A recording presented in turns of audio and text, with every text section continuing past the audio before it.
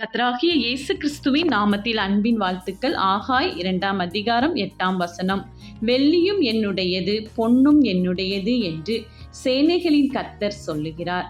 பிரியமானவர்களே, இந்த உலகத்தில் இருக்கிற எல்லா ஆஸ்தி அந்தஸ்துக்காக நாம் ஓடி திரியலாம். ஆனால் எல்லாவற்றையும் படைத்தது நம்முடைய சேனைகளின் கர்த்தராகிய இயேசு கிறிஸ்து என்பதை நாம் அறிந்து கொள்ள வேண்டும்.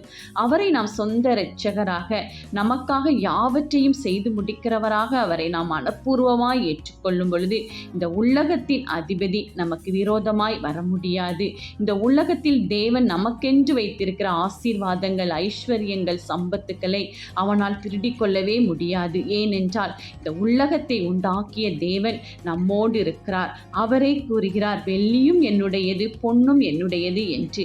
ஆதலால் அவரை நாம் பற்றி கொள்ளும் பொழுது தேவனுடைய கிருபையின் நிழல் நம்மோடு இருந்து எல்லா இடத்திலும் நம்மை மேன்மைப்படுத்தி நம்முடைய காரியங்களை ஜெயமாய் மாற்றும். ஆமேன்.